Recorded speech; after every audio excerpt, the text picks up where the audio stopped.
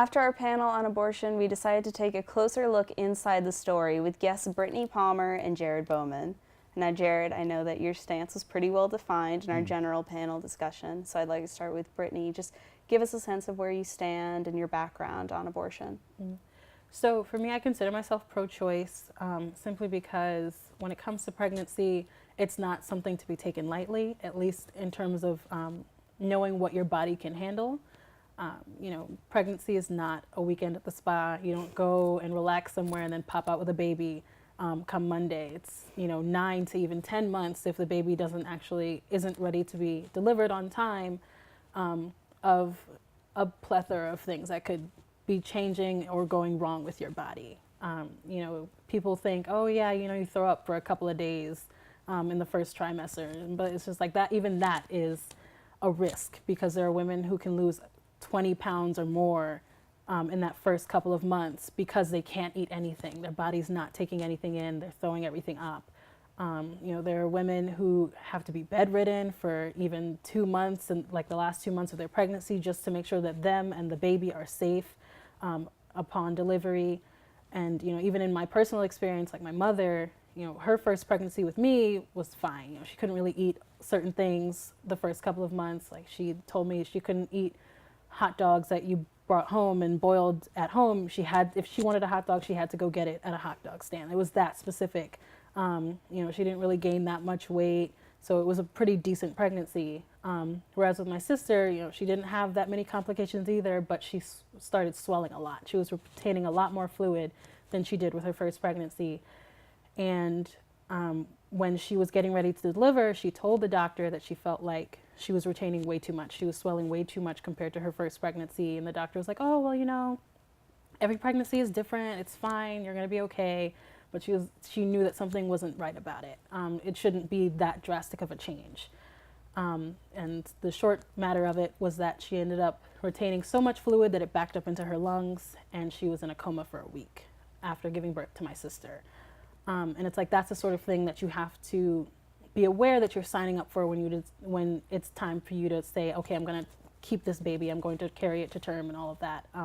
It's like, you know, I want to be able to have my own kid, but I have to take that into consideration that my mother went through that and I could go through that as well. And there's a bunch of other things that other women go through with pregnancy that I have to keep in mind as well, because I never know what my body will do or how it really will react to having to carry a child. So that's why I'm pro-choice in that sense. It doesn't have to be that the doctor can already see that something's going to go wrong or that you can already tell that something's going to go wrong. It could just be that you are not ready. You don't think your body is ready and you don't want to put your life at risk in that way. So. Okay. So then, I don't know if you have a response to that, Jared, because some of these are themes that weren't really brought up in the table discussion, just talking about women having the choice just as not just a health concern, but as a, you know, what am I signing up for concern? Yeah, exactly. I mean, obviously, pregnancy is a huge Commitment? physical and mental commitment. And there are complications with it, absolutely. And I mean, as I've said previously, I generally believe that the government shouldn't get involved in like subsidizing people's health care and that. I think that the government does actually have a role in providing care for pregnant women because, I mean, that is the future of our society. That's how like our society continues. One of the sort of like logical connections that I kind of disagree with is the connection between complications occur at pregnancy, therefore abortion.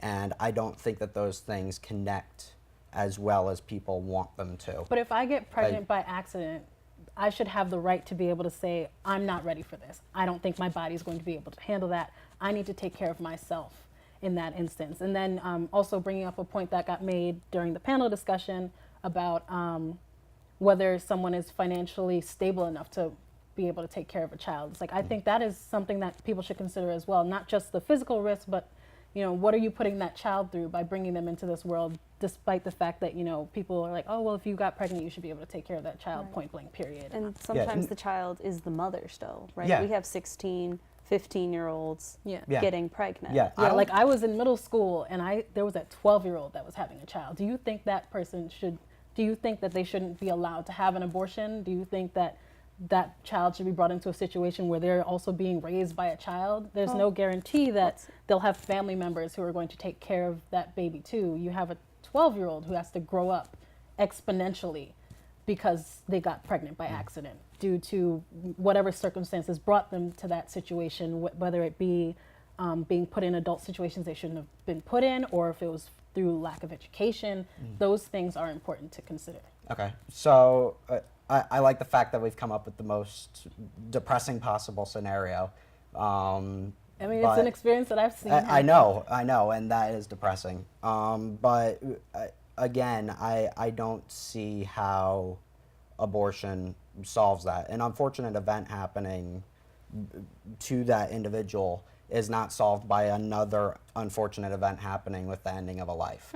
Okay, but it's about access to it. I'm not saying that the first option should be get an abortion. I'm saying that it should be accessible to people if they want that to be their option. If they've already gone through other avenues, if they've already considered other options, it should be an option that they can actually consider and it would be actually feasible.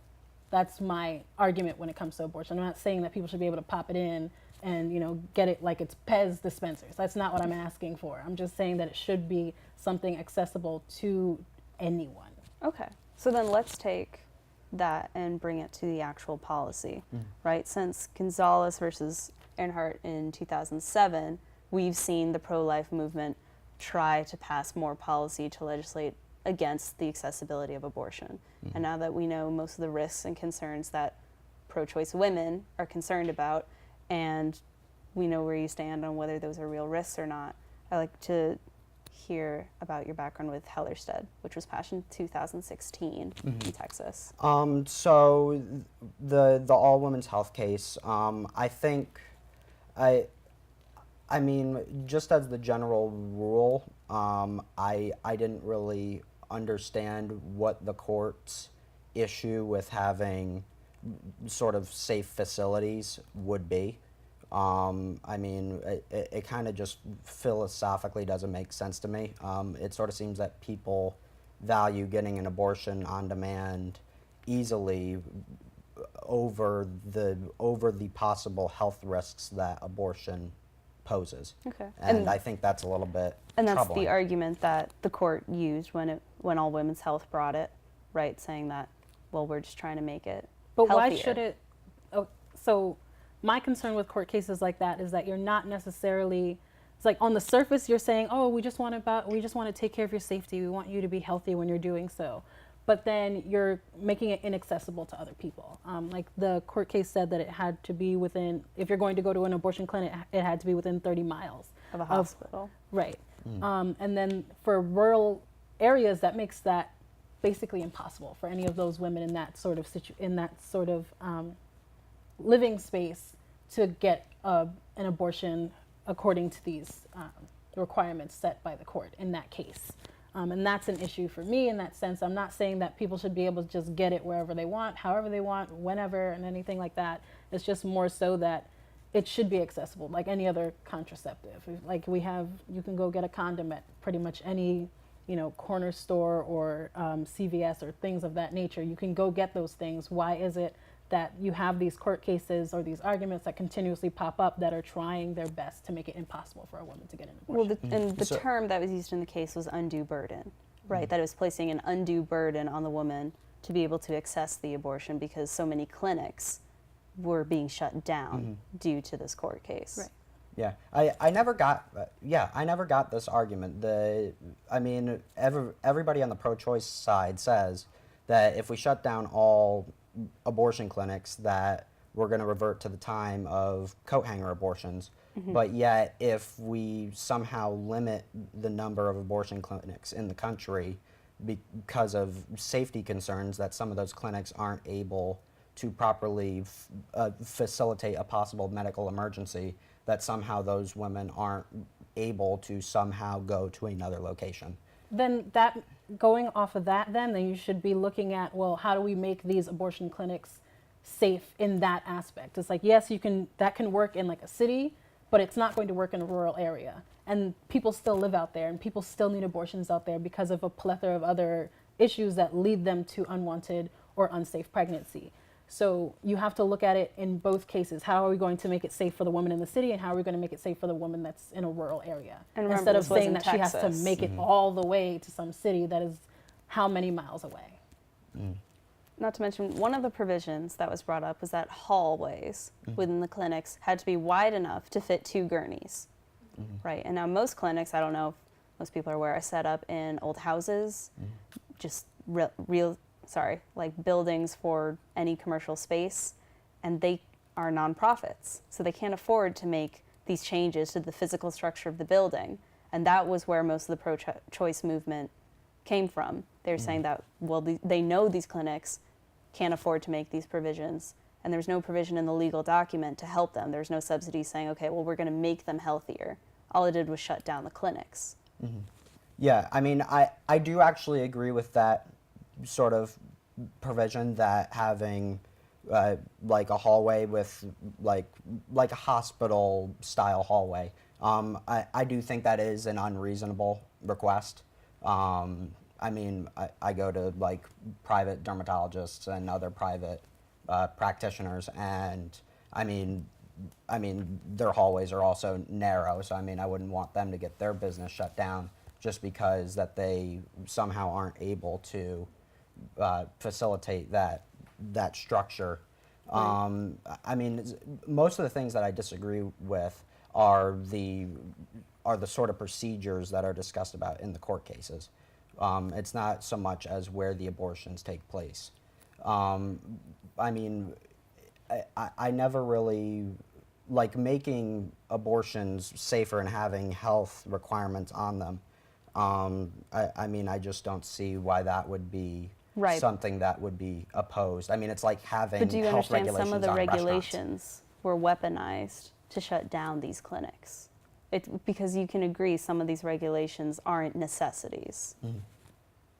And yet they were sponsored by pro-life movements as a way to shut down the clinics. Otherwise there would have been provisions, right? Like there are plenty of governmental provisions that are set up for things that they're saying, oh, we have to change it, right? Like the EPA, oh, well, you're pumping too much pollution into the air, so we're going to give you a tax subsidy to clean it up yourself. That wasn't given here.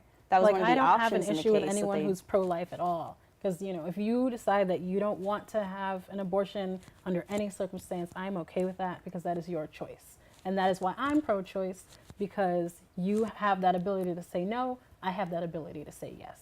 And we should be able to have regulations in place that if you're going to be addressing my safety, you should be addressing safety in all scenarios. I think that's a really good way to wrap up this discussion. Thank you for watching Inside the Story. Be sure to check in next week for another episode of Politically Charged.